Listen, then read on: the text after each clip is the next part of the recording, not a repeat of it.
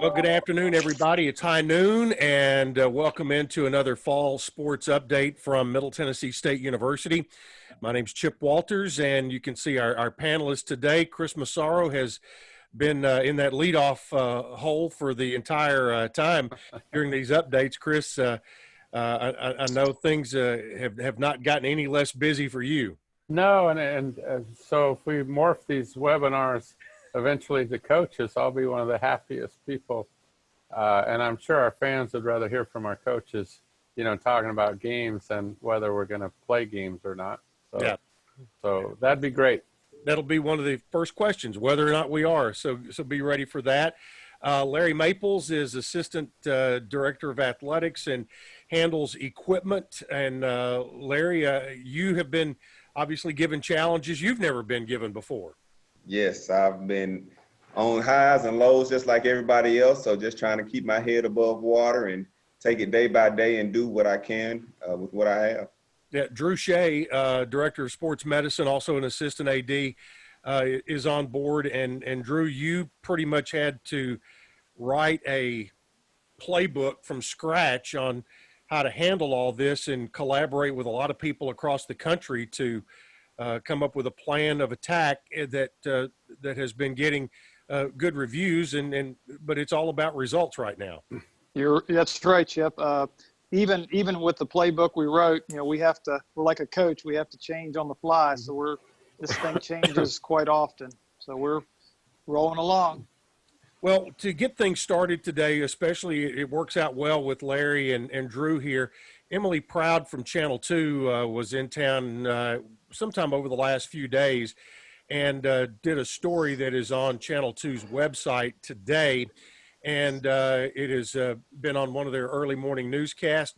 So we're going to play that for you right now and give you an idea of what's going on, and in particular in the areas that Larry and Drew have to play. So take a look and listen. All right, we're here at Middle Tennessee, where they have used every inch of their athletic facilities to maintain social distancing and adhere to COVID-19 protocols. They've made a lot of changes around here, so we're going to take you behind the scenes to check them all out. Everyone that makes their way onto any of our facilities has to come to this checkpoint. You cannot enter any facilities without this wristband. They're going to check your temperature. And then you're cleared to enter the facility. We really focus a lot on just awareness and like social distancing, making sure hey, don't forget, you know, keep yourself a distance today, 6 feet. Hey, reminder, make sure your mask, you cannot enter this door without this. The mask is just one part of keeping athletes safe in the training room. Like when we get done with the rehabs in here, we'll just take this, we'll just kind of spray it across things. But the safest place to be is outside, so a lot of their indoor operations have moved there. Instead of meeting inside in a closed quarter, we've moved out here. So they've pretty much brought their teams outside, and we do filming, all the things they need to get ready for practice each day in the film room. They bring it out here. And what's August training camp without these? Ice baths. So what we have here are our makeshift ice baths. The bigger tubs are for the bigger athletes, and they're singles. And then these uprights, you can get all the way in below, to your waist, and they're for the smaller athletes. But everyone gets in. After all that, it's time to go out to the field. But the protocols don't end there. You can see all the wagons are marked by their position. So every athlete has their own water bottle and has their name on it. The coaches or any of the support staff at all times are in a mask. And the players have a mask of their own. What do you do for a guy that's playing football? That's the big question. So he was able to reach out and get us what's called a splash here right here. And it pretty much just attaches to any helmet that we currently have. There are Velcro straps at the bottom, so when guys are not in their traditional mask, they still have a layer of protection between them and whoever they're going against right then. There's a health risk playing sports in any year, so it's all about making it all work together. We still got to be concerned with people getting concussions. We still have to be concerned about the day-to-day injuries that occur with athletics. It's just a couple extra layers, but I mean, like I said, we're all pulling it together. So now you've seen a day in the life of what a Middle Tennessee student athlete will go through this fall to keep them both safe and ready to play. In Murfreesboro, Emily Proud, News 2. So there you have get a really good look at what's going on from a health standpoint. And Chris, I don't know whether you've had an opportunity to see that prior to that or not, but react to what you saw there. Well, number one, that Drew looks really good on television. So Yeah, I don't know about that. So Face for radio. So I think that that'll be spiked in the ratings with Drew, and he did a good job. And Drew did a really good job of explaining what we've tried to do, you know, and spacing them out. And I can't give our coaches, our training staff, and our equipment people enough credit for really putting this thing together. Most of those ideas were generated from them and by them and then implemented by them. And that's why, Chip, I wanted these two on this webinar, because they're probably the most central people we had in getting these guys to this point. So as Blue Raider Nation and those kind of things, we just got a huge debt of gratitude to them and their staffs for what they've done. And so they're kind of the unsung heroes. They always are in any sports season, but because of the special circumstances we've had this summer, these two have been spectacular. So I want our fans and people to have a chance to hear their story, just because they've been so good at what they've done, and how appreciative we are as a university and a department for their efforts. I think, you know, looking at Emily's story, it kind of, I think fans, you know, should be proud of the efforts that have been made all across the board with your staff to get to this point, and hopefully points further. But Drew, March 13th, I guess it was, when things started to unravel, and and we kind of touched on it at the beginning, that you had to write a new playbook. And I guess whether it was the first chapter or just the forward, it started probably on that date. And kind of give us the Reader's Digest version of how you got that plan put together. Well, it was an accumulation of a lot of things, Chip. I reached out to a lot of my peers and colleagues from other schools, and certainly followed the CDC guidelines that were out there. And again, they were evolving at the time. So, you know, we just pieced it together. It took a lot of effort from Larry and his crew. And Larry's been spectacular with just working alongside with me to make sure that we're doing the right things within our facilities. And we had to put a lot of preparation in before we knew June 1st was sort of our target date, when we really wanted to have things rolling when the students were going to return to campus. So Larry and I would say, as much as anyone, were just working on how we were going to set up the area. But again, yeah, it's just been a ongoing, evolving, daily plan that we've put together, because, like, you know, you're seeing even today how guidelines have changed from yesterday, from meetings that are occurring within our league, and the other leagues are speaking and forming their plans. And so, yeah, it's been challenging, but it's obviously been a very educational thing for a lot of people, and we're just doing the best we can to use our good common sense. And we'll dive into just a moment. The CEOs around our league did meet yesterday, and the conference put out a statement. But Larry, Drew talked about he had to put a medical plan together. You had to put a facility plan together, and how those would all mesh. And it has been truly, the word collaboration probably has never been used in a better sense. That's correct. When you think about, I'll use football, for example, 110 guys and how they work out and how they go about their day, you're moving a lot of bodies in and out at once. And so some of the restrictions we had at the beginning of this thing was, how many people can we have at a time in a single space with a single group? And that number kept changing on us. So we come in one day and we put a plan together to say, hey, we can have 50 people in a room at a time. What's the capacity of the weight room? What's the capacity of our field? Can we break it up into offense, defense? Can we do color code? Can we do number code? How are we going to break this deal down so we can still operate and people be on the same page and understand what we're trying to do? So we've had at least 10 different plans. They're all good for the time being, and then you get a new set of rules, and then you start all the way back over. So it's been ever evolving. Chris, since we talked last Thursday, you announced here last week that you were going to add 2 games with Troy. Then came speculation over the weekend of the Big Ten, the Pac-12. Student athletes from across the country made their voices heard. Then Monday, Monday morning was quite the roller coaster ride. At about 9 o'clock, it is announced that the Army game was on the schedule for Labor Day weekend, and the first of 2 games with Troy moved to the 19th. And then 2 hours later, Old Dominion announced about 11 a.m. Central Time that they were going to postpone fall sports. So, and then the Big Ten did do what they had been rumored. Same with the Pac-12. And now Conference USA put out a statement last night from the CEOs. Kind of tell us where we are with a lot of that. I hope I set the stage there to get you to this point. Wow, and that was just on Monday. It seems like that was a long time ago. I know. A lot's happened since then, Chip. But let me back up and really talk about Army a little bit. That Indiana State's was great through the whole process with us, and so I really appreciate their leadership and their communication to me. It was really good, and honestly, that wasn't. It was better with them than it was necessarily with the ACC and what happened.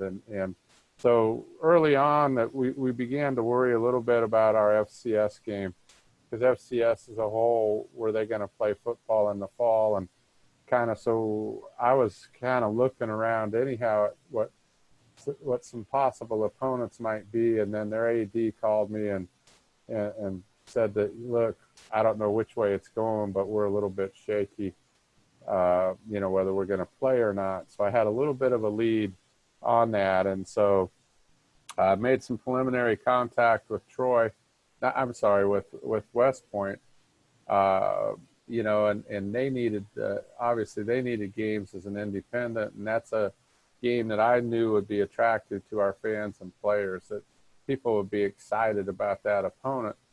And so over Saturday, over the course of Saturday, we were able to really kind of agree on the game, and I was going to announce it on Sunday and thought, well, we'll wait till Monday till we have more of our ducks in a row. So we sent that release out on Monday morning to do that. And so I think our players were excited about it. I saw a bunch of them as I was coming in, and they were going to their practice, and they were just excited that there's an opponent, because we'd lost games, and so now that we have a little definition with Troy and Army, that I think that really helped them in preparing those kind of things.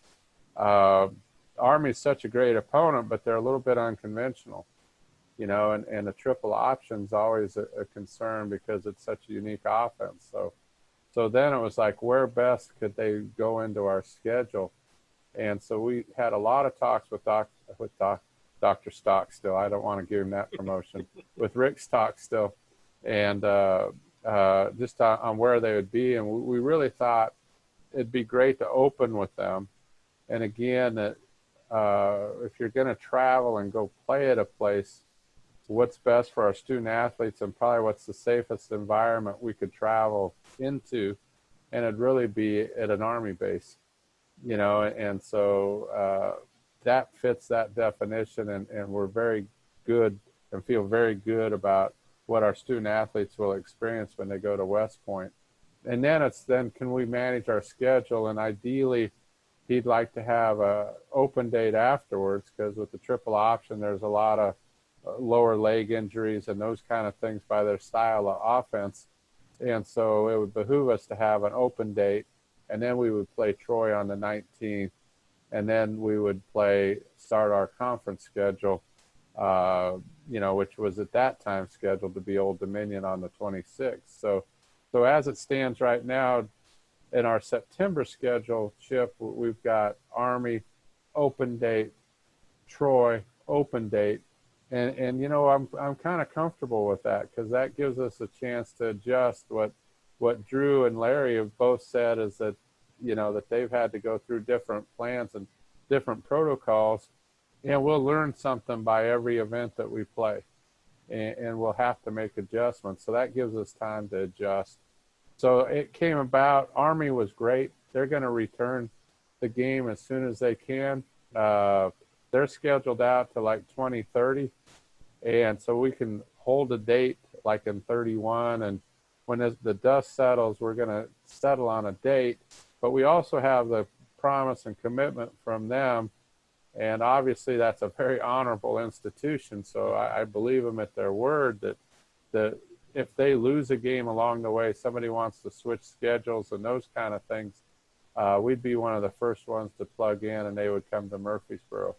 So they were very appreciative that we reached out to them. We were able to schedule them in a time of need, and I don't think Army will forget that.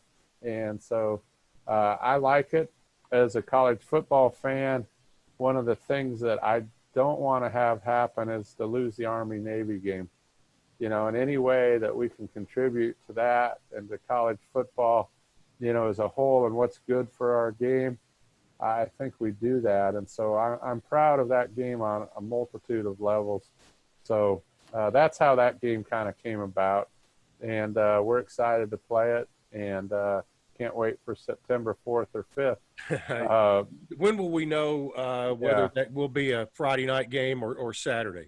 You know, the CBS Sports is their carrier as well. So that's Conference USA's #1 carrier and Army's #1 carrier. Previously, they'd had Army scheduled for that Friday night, September 4th, and I don't remember who the opponent was, but so they have that time slot. But they asked CBS, "Is that where you still want us?" And CBS said, "We're not sure. We might want to move you to Saturday because our inventory is not going to be as great."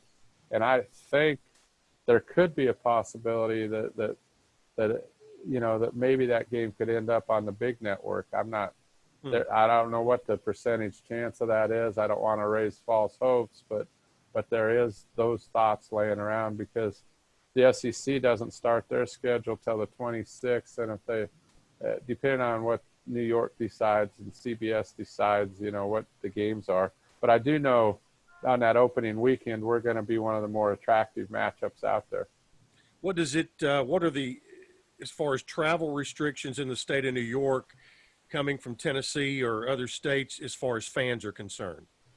Yeah, and that's a concern, you know, and that was one of the things that I had asked them. And so my first thing, Chip, is to make sure that the team can get in and out, you know, and they assured me that even though we come from a state with travel restrictions, that they're working with the governor's office and also the federal government, since they're a federal institution, and they feel very good that they're going to get that worked out. So they're scheduling that way. They mentioned, you know, the Yankees play the Houston Astros, coming from a hot spot in the state of New York, and the Mets will play the Braves and those kind of things. So I think coming in on a charter and making sure everybody's tested will help those chances of us being able to do that. So that's a remaining hurdle, one of the hurdles that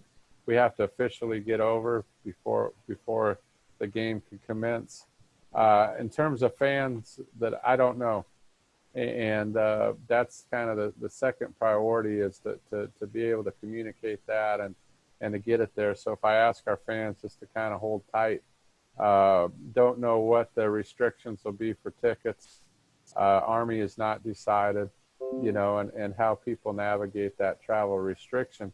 What I would ask, and what encourages me, is the state of Tennessee's numbers have gone down, and our region and Middle Tennessee and Rutherford County have gone down. So since the mask mandate was put in place in Rutherford County by Mayor 𝐁𝐥𝐿, who's been a big supporter of ours all the way through, that our numbers have gone down. So I hope that soon we can get off the hot list, and so that I hope will resolve itself through the help of our community. Drew, let's say we move 3 weeks from today or tomorrow, and or probably even yesterday, getting prepared for a trip. What will be that game week protocol, or is that complete yet as far as testing before getting on a plane, that kind of thing? You unmute yourself if you can.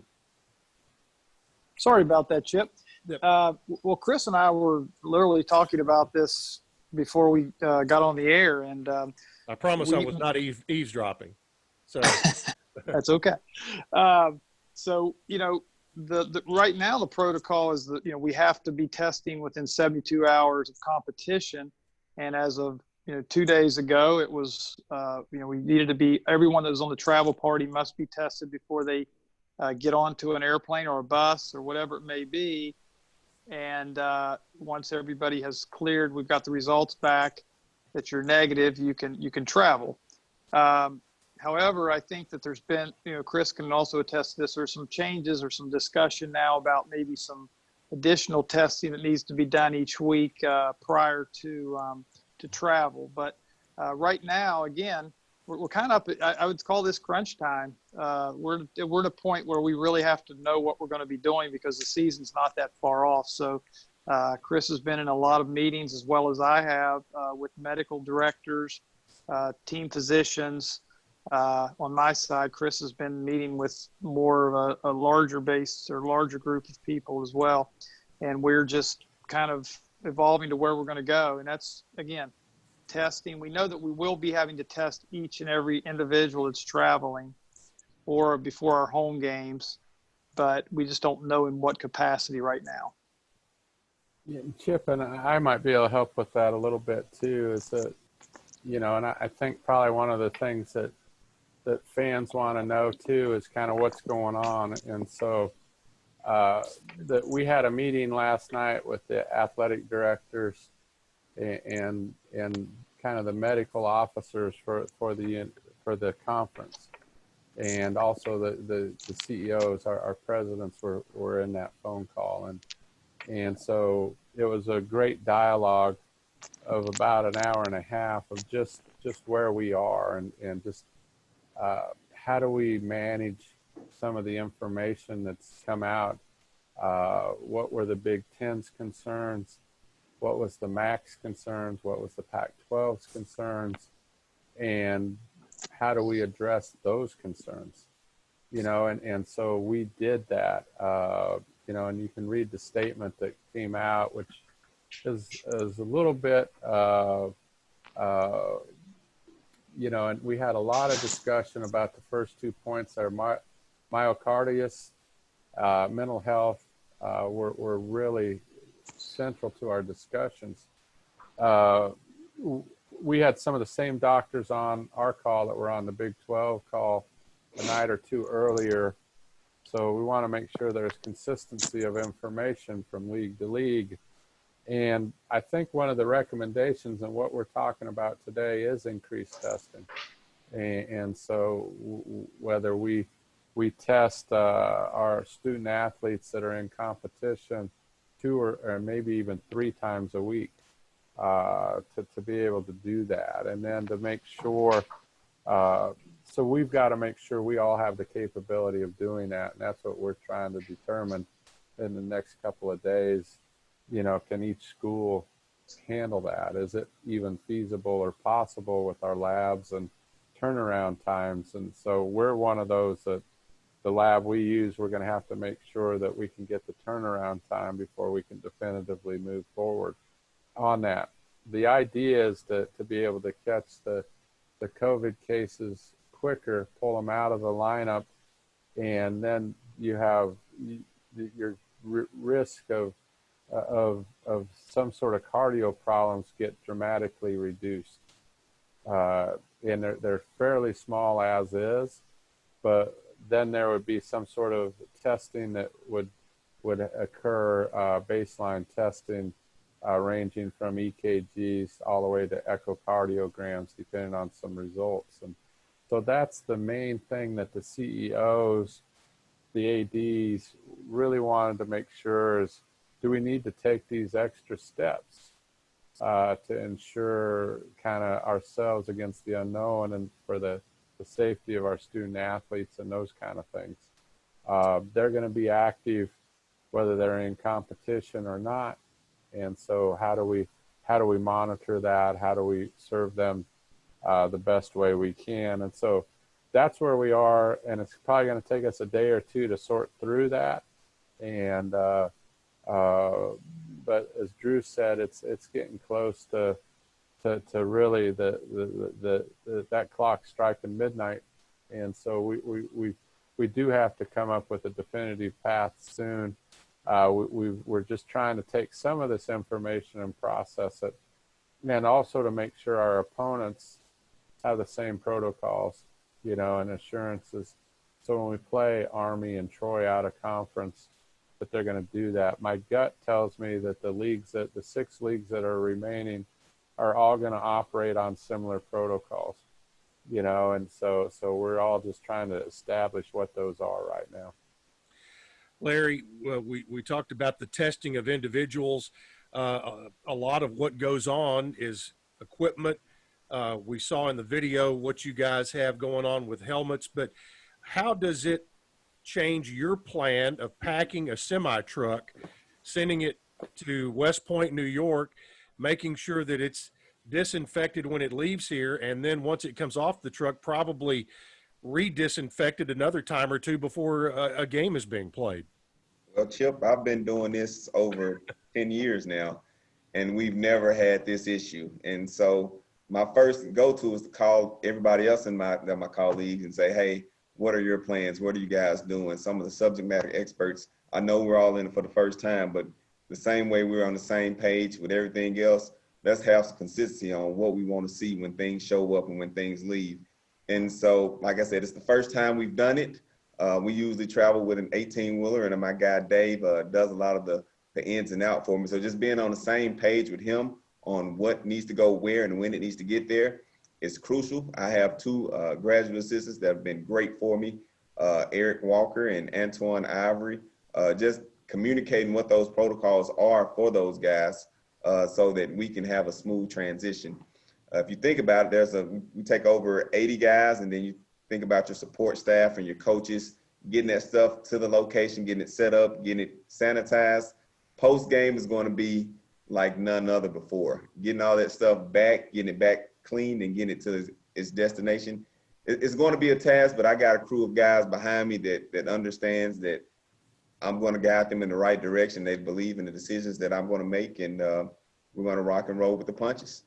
I didn't even think about that post-game is as critical as anything to when you leave that venue. I know, does that mean we may be instead of 35 or 40 minutes after a game leaving, it may take another 20 or 30 minutes or something like that, or even longer, just to make sure that everything is in good shape and getting back on the truck? I know you've been very kind to help carry our cases of equipment, and I'm cutting way back on what I'm taking on the road this year, simply from a lot of those same concerns, you know, to where you don't have to deal with quite as much. Well, my job is to figure out how to do it in the time that's given. So whatever it's going to take, we need additional trunks, if we need additional manpower, if we need anything, like I said, I've got other guys I can reach out to see how they're doing it. But whatever that slot or that time window is, we're going to get it done, because that plane is going to leave with or without us. Gotcha. Chris, we talked last week on here, you talked about the Troy game. Today, before we got started, you gave Larry a great deal of credit for helping pull that off. If you could kind of give folks the story about how that happened, and also what is your plan around the Old Dominion game? Yeah, and or what was on that date? That Larry gets all the credit for Troy. I mean, that he reached out to them. He anticipated it earlier, and when I was saying that I've got a great staff, I mean, this is a prime example that he reached out to him, and saw that we might have some dates that match up, and sure enough that their scheduled contact person said yes, and so Larry kind of brought it to me, and then as ADs we talked and we were able to hammer out the dates and the home and home, but it really started with Larry.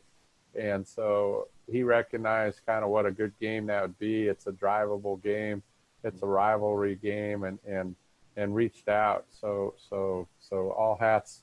If I was wearing a hat like you, Larry, I'd tip it to you. But I don't have one. I should with to cover up my white hair. But he deserves that, and he's helped me a ton with football scheduling the last couple of years, so he knows exactly what we want to do and those kind of things. So we've got those contracts today.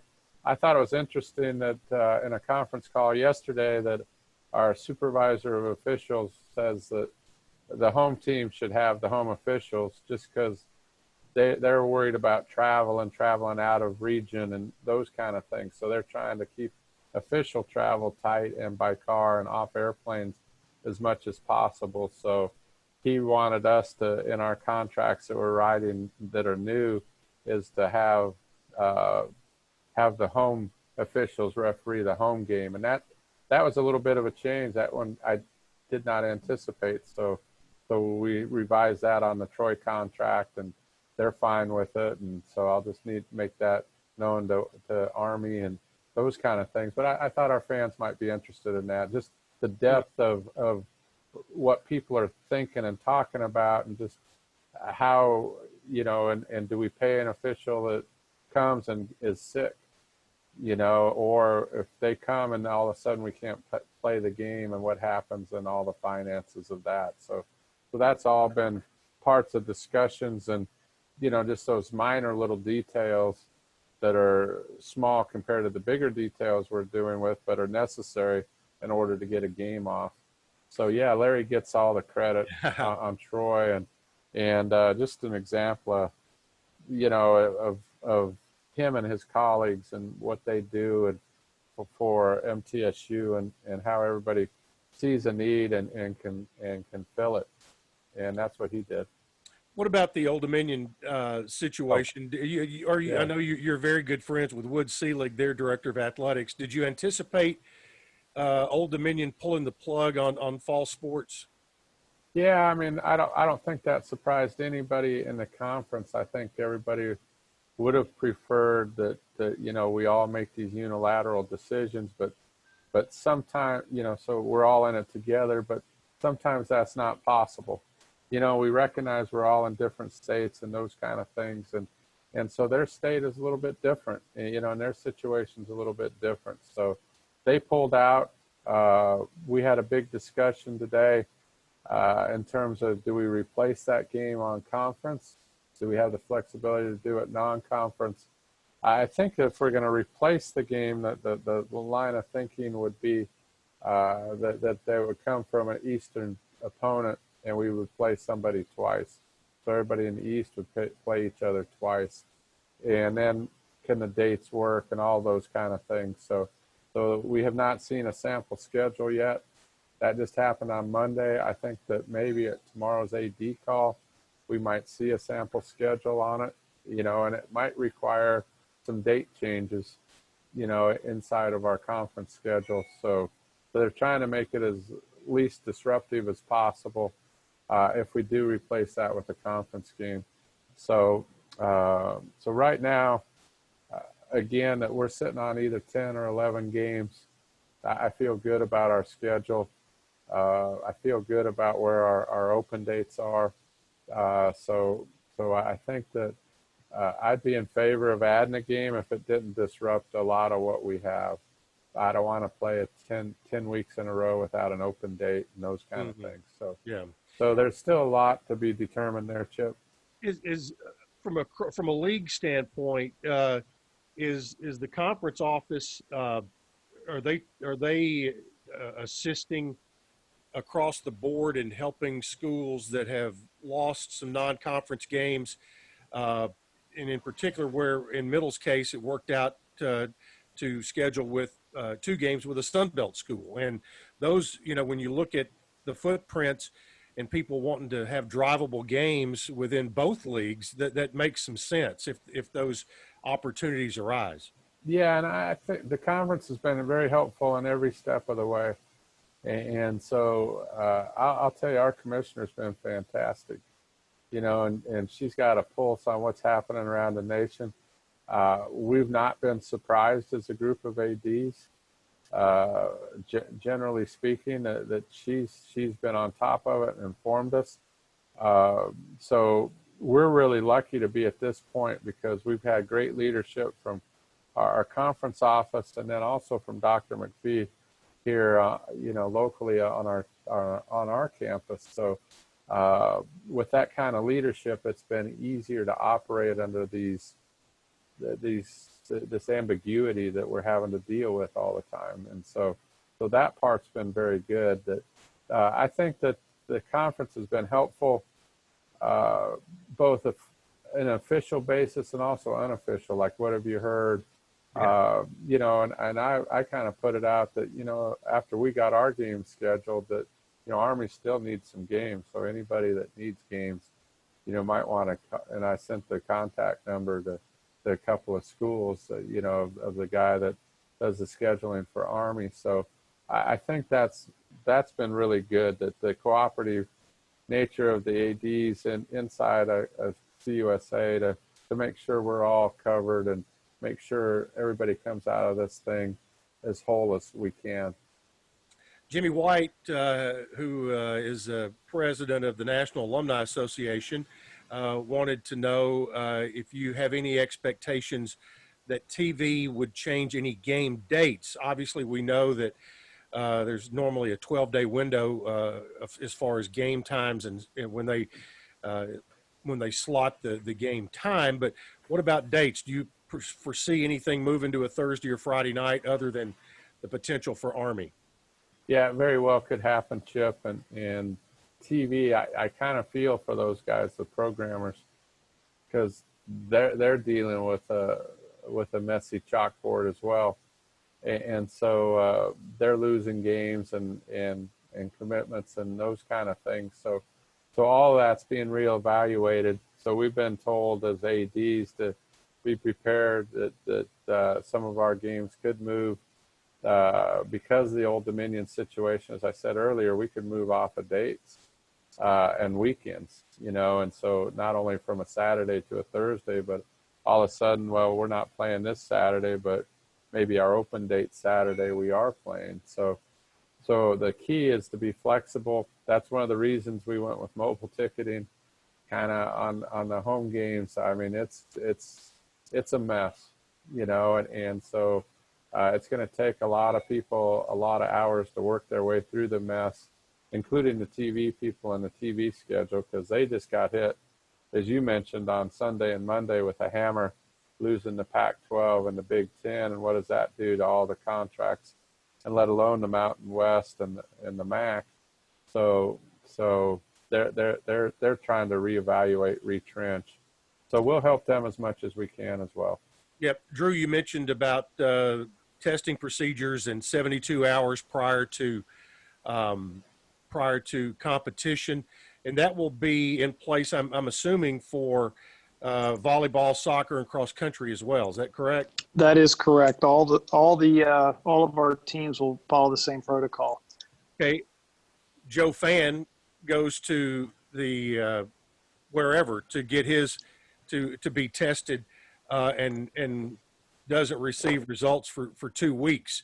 Is that because of the type of test or lab backups, and how do you work through that? Are there different types of testing for this, that like quick result kind of thing? Chris is smiling like I can't wait to hear the answer. I wish I knew what it was. I wish there was a quicker one, but yeah, we, you know, for anybody in general, I mean, you can get your tests done at various locations. You know, we've our staff and personnel around here, we use the health department in town. It's been fantastic with you know, the way the procedure has gone. You basically don't have to schedule. It's a free test you go through. You pull in, they swab your back of your throat, and out you go. Now, the downside of that is with the high volume of testing, it may take you anywhere, and I think Larry can attest to this, could take you anywhere from 3 days to 2 weeks to get the results. So if you're someone that needs to get results quicker, that could be a problem. Another option, there's healthcare areas around town, the CVS and others that will do testing for you as well. You can just get online and schedule. Those results are also, for them, it varies on the return of your results from anywhere maybe 3 days to 10 days. But Chris can also attest, we're trying to get a quicker way to do it for our athletes. I mean, especially if we're going to be required to test 3 times a week, or just getting a 72-hour turnaround, we've got to come up with a quicker, easier way. Now there's some rapid antigen testing that's going on right now, and it's where you can actually do your own testing in-house, and you can get quick turnarounds. But the demands on the equipment and the analyzers is so great right now that they're not able to keep up with all the demands. But we're in the process of looking into that as well. But for Joe Public, those are really his other options are really to just check. I would say health department in your local area is probably the easiest way to do that. Larry, if anybody has ever gone through Murphy Center sometime in late June to early July, they probably ran across pallets of equipment, things that were coming in for the upcoming season for football and other things. How has all of this affected the supply chain for you bringing in, whether it's, new helmets, shoulder pads, jerseys, soccer goals, volleyball nets, whatever it might be? It has completely shattered our worlds. I mean, every equipment guy in the country has had headache after headache after headache. And you kind of come to the realization that it's out of your control. What a lot of people don't know is a lot of this stuff that we do for the fall sport get ordered in September of the previous year. And we expected to come in June and July. And when this all went down, you would kind of expect a little bit of delays, but you never expect it to be of this magnitude. And one of the first things I did was got on the phone with my Nike rep, and I'm like, hey, what am I really expecting here? And around March, you're like, okay, maybe a week or two delay. And then after that, we get what's called coverage reports. And so it pretty much shows you your orders and kind of the timeline of them all. And green is good. Yellow is a little bit behind. Orange is, maybe 2-3 weeks. And then once you start getting into red, you're like, I may not have it in time to start the season. And so at the beginning of this whole deal, I saw a bunch of greens, a bunch of yellows. Now a bunch of it is orange and red. And so I'm either getting it or I'm not getting it. And so I'm going to have to move Rob Peter to pay Paul just to get us through at the time. So a bunch of stuff isn't here at the time, but we have enough to get us up and running for camps. We're doing what's called fill-in uniforms all the time. So a bunch of the guys that leave, they take those jerseys with them. We get them framed. And then we order for new guys that's coming in. Those have yet to show up, but I have a great shop that's locally that's going to make me some to get us through week 1, week 2. Hopefully at some point within this deal, everything starts to show up. But we're just kind of making do with what we have. Roll with the punches. If we don't have it, find something to replace it with, and just try to keep it as normal as possible for our athletes.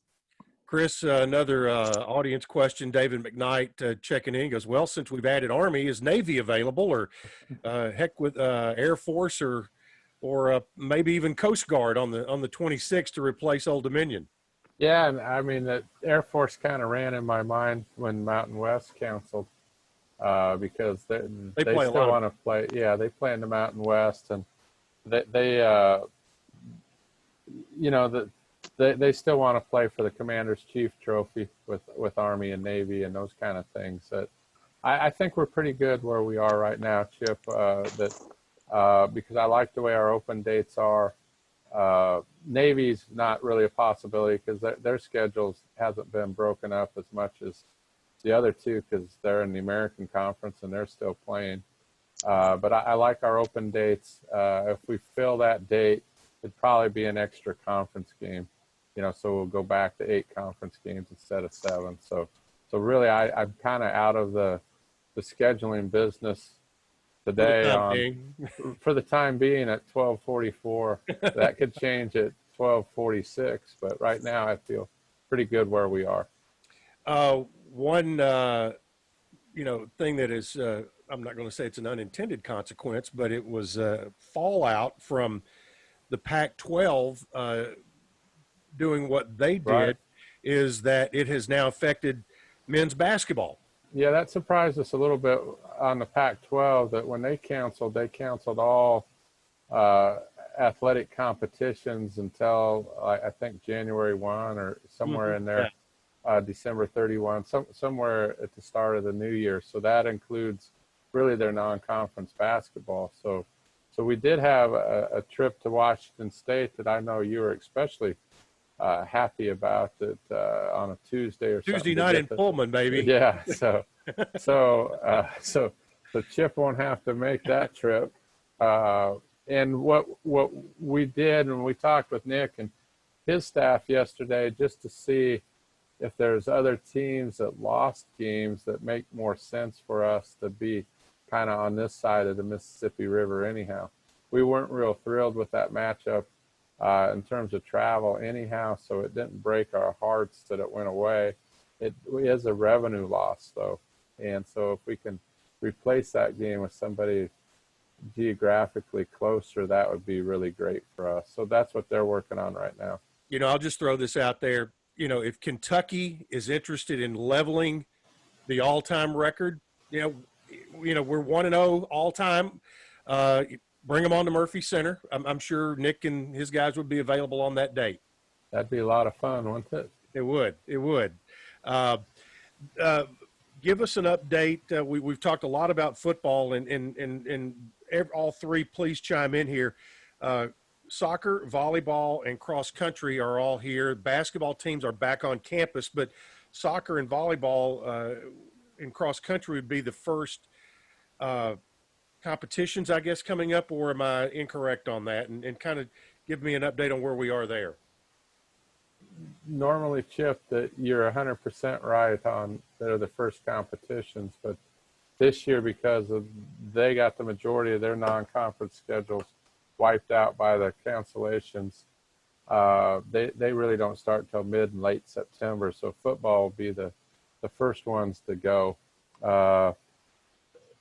With those 3 sports, cross country, volleyball, and soccer, we're running into a little bit of a problem nationally. And so the Big East announced today that they're not doing fall sports, and there's an NCAA rule that 50% of your sports have to be, 50% of the schools have to be participating in the sport to have an NCAA championship. So it looks likely that they may not have NCAA championships in the fall.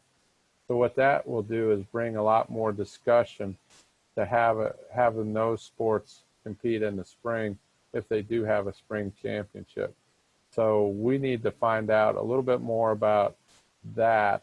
There's some talk at the NCAA level in terms of will those be fully participated, like will it be like the 64-team tournament, or will it be a 32-team tournament? And those kind of things. And that will impact some of the decision making we all have to make about our fall sports and those kind of things. Talking to our student athletes, that they want their season preserved, and most of them will say, I don't care if it's in the fall or spring, I just want to play, and I want to do it under the safest conditions possible. So we're trying to keep that in mind as we move forward. So those sports are they're under evaluation as well, and they have that further scope of the NCAA championship thing of 50%. And just so our audience knows, and our Blue Raider fans I know follow college football very closely, that their championship's not governed by the NCAA. The college football playoff is run by the 10 leagues and the 10 commissioners. So it falls under a different jurisdiction. So in football, you don't have that 50% rule for FBS. It's really interesting that FBS football, or the old 1A, is the only sport that is not governed fully by the NCAA as far as a championship is concerned. Yeah, and that's been both Yeah, a blessing and a curse correct. all the way through. And that's why you're seeing a lot of different opinions throughout the country on what should happen. As far as fans being allowed, had a question about, are we at a point now where we have any idea as far as fans being allowed at any of our home games in not only football, but also volleyball and soccer? Yeah, and I think that what we're going to do is obviously you cannot have full capacity, and no restrictions. So that option's totally out the window. I think that we're leaning a lot closer to a third capacity than any other number. 50 seems rather high, a 50% deal. Some of our other sports, I had that question last night from a soccer student athlete, like, will our parents be able to come to the games? They're trying to make flight arrangements and those kind of things. So I think we may restrict those either by a third capacity on volleyball and soccer, or just on a players list, a pass list only kind of thing. So it'd be really more restrictive. So we're trying to sort through that, but I think fans can expect really pretty severe restrictions on capacities, and social distancing will be required all the way throughout our venues. So we hate it. We love our fans. We wish it were different, but also our priority, if we are to play these games, we got to do it in a safe manner as possible. We're also, well, we're kind of on that topic that might be pertinent to our fans, is that we're really talking pretty seriously about the viability of tailgating. And so I think right now there's been no official ruling on tailgating, but I would say kind of the lean in the direction for the earlier games would be that to not have tailgating, at our games. So the decision's not final. That can change, but that seems to be kind of the tenor of the discussion. Again, how do we keep our campus safe? How do we get our games played? And how can we do it in a safe environment as possible? So that might be one of the sacrifices we have to make as fans and people that love college sports to see. So that's out there again, and I want to stress that it's not official, and there's been no official decisions and those kind of things. But that seems to be the lean and what's best to do when you talk to the medical people and you talk to the people inside our department kind of on how we can handle that. Drew, you have athletes from the sports that we mentioned, both basketballs, football, cross country, volleyball, and soccer, that are on campus at this point. We're within a week or 10 days away from student general population coming back and classes beginning.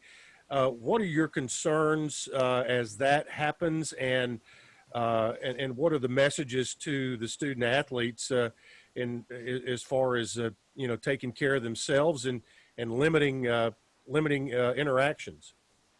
Well, the one concern, you said it, is a concern, because we know that this campus is about to explode, or at least maybe not at the normal rate or that we would on most years, but we're still going to have quite a few students back on campus, with the remote learning being such a large part of what's going on.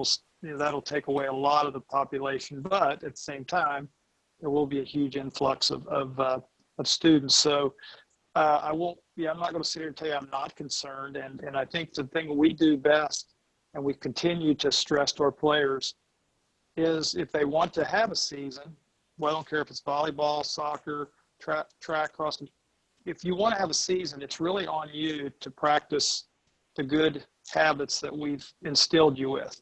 And that's the social distancing, the washing their hands, no social, no gathering in large groups, wear your mask and so forth.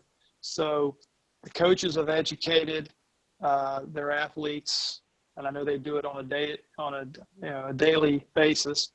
We, as our staff, we do the same thing. I know, Chris, when he is around our student athletes, is reminding them of the importance of practicing those good habits. So I think that's really all we can do is educate them the best we can. I know that's a concern with colleagues that I've spoken with and others around college sports, their biggest concern. So, again, we've been on this, we've been practicing, we've been rehearsing this, we've been drilling into their heads since June. Again, you're going to have cases where kids don't always want to listen. There's going to be situations where kids feel like they're invincible. But if they want to play for their teammates, they want to play for their university, they want to play for the love of the sport, then they're going to have to practice those good habits. Chris, last week you talked about numbers as far as cases, that kind of thing. And there's, everybody has opinions, and one of the most visible college football coaches in the country made his opinion known that he thinks that athletes and student athletes are safer on campus with all of the resources they have to keep them healthy than they are being sent back home. Are you happy with where things are now and the procedures as we move even closer to the date with school starting? We had, public schools here in Rutherford County started today. And so, I think everybody's holding their breath a little bit. Yeah, and Chip, you hit the crux of the argument. Are they safer? Mm-hmm. And the 2-3 hours that we have them here, I feel very good about our systems that are in place. And you saw that in the video at the top of the hour. What you don't know is kind of what's happening, in their free and leisure time, and also what will happen when school starts. So that's this whole thing is the unknown, and that's why we're so conflicted about what's best, for student athletes. And there's a lot of factors that come into this with the mental health, COVID-19, routine. Are they safer here than if we just turn them loose, without many restrictions? If a player feels like, well, we don't have to play and worry about this till January, then are they more likely to not socially distance and go to parties and those kind of things? So those arguments we discuss every day, and there is no right answer. None of us have been through this.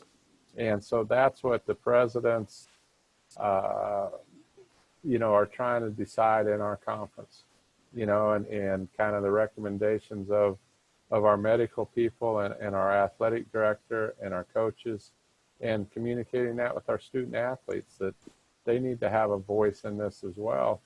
And so that's the crux, and that's why we're dealing with the issues we're dealing with, and trying to come to the best hypothetical that we can until we venture out there. So I'm in the camp that I think we do a great job. I think that sports always is healthier than not playing sports, and the lessons it teaches are fantastic. And so with me, I think that we can keep them safer, and that kind of thing, and just and control their environment for as many hours of the day that we can. Joe Spears from the Daily News Journal checked in. I'm going to paraphrase just a little bit. And the basis of his question is, as we are seeing the Power Fives make decisions, it appears the ACC, Big 12, and SEC are continuing on a path to play. do you see Conference USA keeping moving forward as long as those conferences are continuing to move forward, or would you have any expectation the league might do something on its own in any other direction? Yes and yes. I think it's very important, for us to be in lockstep with these other conferences, and so I saw a map earlier that basically it stretches across the South of the teams that are playing.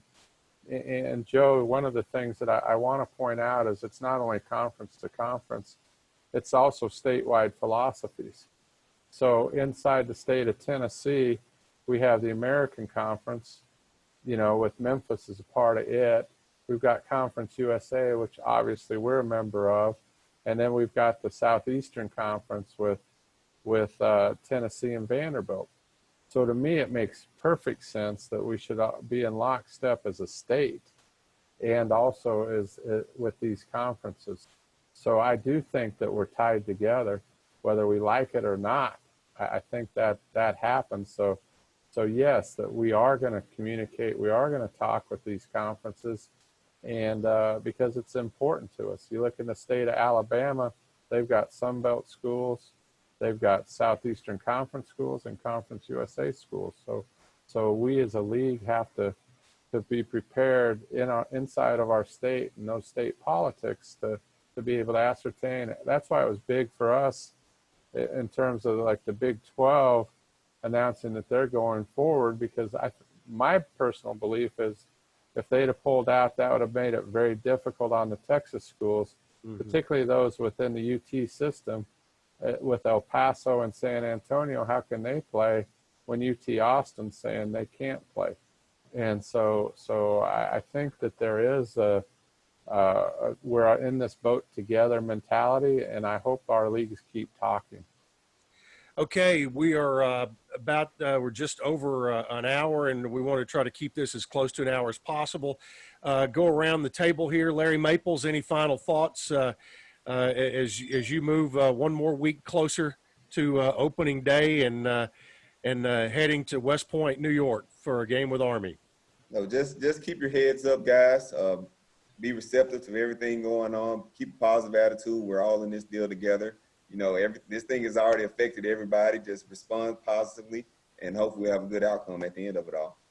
Good words there. Drew, what's on your mind as a final thought? Well, number one, I think that Pullman, Washington probably is a beautiful place to be in December, and Moscow, Idaho is just across the border. I'm sure it's correct. It is just as beautiful. Yep. So, former coach here told me that one time. Just keep that tournament in Fort Myers intact on Thanksgiving week. That's all I'm asking. Yeah, you got it. You better just talk to Chris about that one. No, I'm just going to kind of echo what Larry said. We're all hanging in there together. It's been really an opportunity to see all of our staff, our faculty, our coaches within our whole department really working closely together. And there's so many uncertainties. What we're doing. I mean, you ask me to evaluate an ACL, evaluate a concussion, I can pretty much tell you what needs to be done there. But this is a totally different situation. But we're really, I feel like we've really rallied together, and we're going to continue to move forward, and as long as we can. And I feel really good about where we're heading, to be honest with you. And Chris, you started this hour out praising your staff and support people who have gotten things to this point. Are they in their finest hour, and are we experiencing that? And what final thoughts do you have? Well, they are, Chip, and I hope we get to see them shine even more in the next few weeks. That, the old saying that adversity doesn't, it reveals character, and exposes it. And I think that's what we've seen with our staff. I mean, they've been unbelievable from top to bottom. I would like to put the appeal out past Murphy Center too, and to our fan base, and you guys that are on this call to be our Johnny Appleseeds, because we are inheriting a lot of excessive expenditures, and we're seeing our revenues get cut, and for us to maintain competitiveness when this crisis is over, we need the help of people now. You know, so if you can up your BRAA contribution, if you can buy football tickets, even though you may not come to the games, or we may not even let you come to the games, kind of thing, that would be so helpful to us, because we need every penny, every dollar, and honestly, to keep our student athletes safe. And we've talked a lot about staff shining. I want to also talk about our student athletes, Chip, that, you know, it's unbelievable when you look at them and the sacrifices they're making to give them the best chance to play ball. You know, and I wish I could bring every fan in to see them play and talk to them, because that's what they want. You can see the hurt in their eyes that if it gets taken away. So we need our fans to kind of respond, support these kids. They've been great. They're wearing masks during workouts. They're doing whatever we ask them to do. And so staff shine, student athletes are shining great.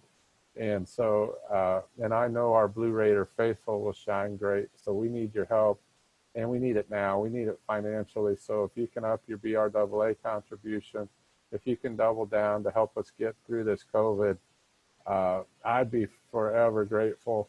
And we need you. And if you can do it, thank you. Thank you. If you can't do it, I understand, because these are tough times for a lot of people, Chip. And so we understand that as well. And so, but if you can help us, please, we need it. Yeah, absolutely. Guys, thanks for the time today, and thanks for the good information. I think everybody, you know, has really appreciated the transparency and openness to be able to jump on here. We've had 2 in 2 weeks, and I'm sure we'll probably have one here very shortly as we move even closer. But they've kind of had a chance to peek behind the curtain. And I think it makes everybody feel good about the path that we're on right now. So thanks again, everybody. Thanks, Chip. Thanks, Chip. All right. Want to thank Nathan Wallach, who has been our producer today. And I'll just leave you with a couple of things. Number one, take care of yourself and be nice to each other. And also, don't forget, be loud, be proud, and be blue. Good afternoon, everybody.